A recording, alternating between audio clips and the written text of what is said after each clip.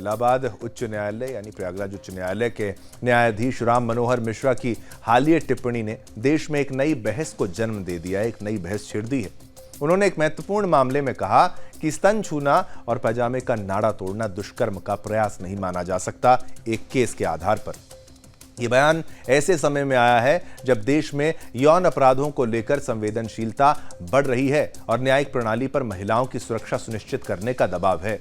दरअसल कासगंज की एक अदालत ने 2 आरोपियों पवन और आकाश के खिलाफ भारतीय दंड संहिता आईपीसी की धारा 376 बलात्कार और यौन अपराधों से बच्चों के संरक्षण यानी पॉक्सो अधिनियम की धारा 18 के तहत मुकदमा दर्ज किया था।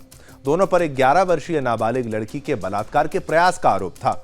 पीड़िता के अनुसार आरोपियों यानी पवन और आकाश ने 11 वर्षीय पीड़िता के स्तनों को पकड़ा, जबकि आकाश ने उसके पैजामे के नाड़े को तोड़ दिया और उसे पुलिया के नीचे खींचने का प्रयास किया गया, कोशिश की गई, लेकिन राहगीरों और गवाहों के हस्तक्षेप के कारण आरोपित पीड़िता को छोड़कर मौके से भाग गए, जिसके बाद पीड़िता के परिजनों ने मामला दर्ज कराया।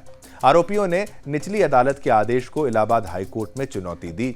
उनका तर्क था कि उनके खिलाफ आईपीसी की धारा 376 के तहत अपराध का मामला नहीं बनता, बल्कि आईपीसी की धारा 354 और 354 बी निर्वस्त्र करने के इरादे से हमला या आपराधिक बल का प्रयोग के अंतर्गत आता है। 17 मार्च 2025 को दिए गए अपने आदेश में जस्टिस राम मनोहर नारायण मिश्रा ने कहा कि बलात्कार के प्रयास का आरोप साबित करने के लिए यह दिखाना आवश्यक है कि अपराध की योजना तैयारी के चरण से आगे बढ़कर वास्तविक प्रयास की श्रेणी में आ चुकी थी। उन्होंने कहा कि अभियोजन पक्ष ने यह साबित नहीं किया है कि आरोपियों के कृत्य से पीड़िता नग्न हुई या उसे किसी भी प्रकार का गंभीर यौन उत्पीड़न सहना पड़ा, उसका शिकार होना पड़ा। कोर्ट ने अपने आदेश में कहा कि गवाहों ने यह नहीं कहा है कि आरोपी के इस कृत्य के कारण पीड़िता के कपड़े पूरी तरह उतर गए या उसने कोई और गंभीर प्रयास किया। अब कोर्ट ने निचली अदालत के समन को आंशिक रूप से संशोधित करते हुए कहा कि आरोपियों पर आईपीसी की धारा 354 बी और पॉक्सो अधिनियम की धारा 9 और 10 गंभीर यौन हमले के तहत मुकदमा चलाया जाए। ये धारा यौन उत्पीड़न के गंभीर मामलों में लागू की जाती है, लेकिन इसे बलात्कार के प्रयास से अलग माना जाता है। अब कानूनी विशेषज्ञों के अनुसार कोर्ट ने तकनीकी आधार पर आरोप तय किए हैं।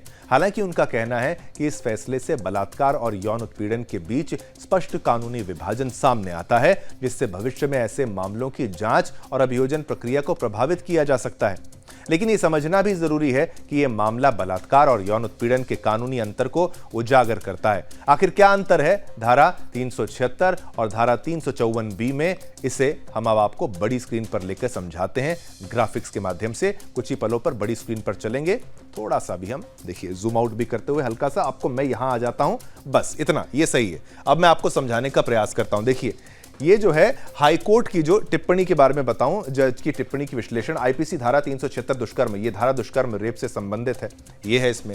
और आगे बढ़ते हैं और विस्तार से समझाते हैं ग्राफिक्स में और क्या है। अब इसमें महिला को नग्न करने के प्रयास से संबंधित है आईपीसी धारा 354 बी, महिला की गरिमा का अपमान। तो आप यहां सेक्शंस को भी समझते चलिए ताकि यहां पर कोई कंफ्यूजन ना हो। अब इसमें और क्या है, कोई पुरुष किसी महिला के साथ उसकी इच्छा के विरुद्ध धोखे से या फिर डरा कर या नाबालिग होने की स्थिति में संभोग करता है या फिर दुष्कर्म की श्रेणी में आता है, वह आईपीसी धारा 376 यानी दुष्कर्म रेप का मामला। और आगे बढ़ते हैं कि भाई आईपीसी धारा 354 बी, महिला की गरिमा का अपमान। कोई पुरुष किसी महिला कपड़े उतरवाने की कोशिश करता है या इस कार्य में किसी और को मजबूर करता है, तो ये 354 बी के तहत आता है। तो ये विश्लेषणात्मक फर्क आपको थोड़ा यहां पर समझ में आता चलेगा। इसमें 10 साल से लेकर 376 या 376 दुष्कर्म में 10 साल से लेकर आजीवन कारावास, लाइफ टाइम तक की सजा हो सकती है और साथ ही जुर्माना भी लगाया जा सकता है। तो यहां पर बड़ी सजा है। अब और क्या है वो भी आपको बताते चलें। अब आईपीसी धारा 354 बी, महिला की गरिमा का अपमान, इसमें 3 साल से 7 साल तक की सजा हो सकती है और साथ में जुर्माना भी लगाया जा सकता है। 54 बी में यहाँ पे सजा कम है, उससे 76 से कम है।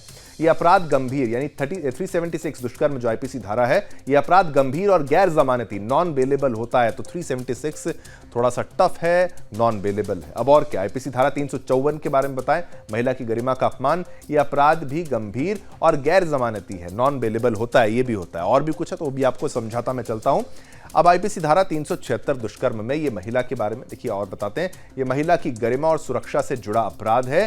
लेकिन 54B में, लेकिन ये बलात्कार नहीं होता। 54B में और 376 में ये फर्क है। ये फर्क जो है वो आपको हमने यहाँ पर समझाया ताकि इस पर कोई भी दांव पेच फंस ना जाए। कानूनी मामला है, आपको हर तथ्य को समझना चाहिए कि आखिर जज की तरफ से जो स्टेटमेंट दिया गया उसका मीडिया में हर कोई अपना विश्लेषण तो करेगा, लेकिन हमने आपको सटीक बता दिया कि कहा क्या गया है और टेक्निकलिटीज क्या है। देखिए, इलाहाबाद हाईकोर्ट का यह फैसला कानूनी रूप से महत्वपूर्ण है, लेकिन सामाजिक और नैतिक दृष्टिकोण से इसकी आलोचना भी हो रही है। यह फैसला न केवल बलात्कार और उत्पीड़न के कानूनी भेद को उजागर करता है, बल्कि यह भी दिखाता है कि न्यायपालिका को ऐसे मामलों में साक्ष्यों की सटीकता और कानूनी परिभाषाओं के बीच संतुलन बनाना होता है।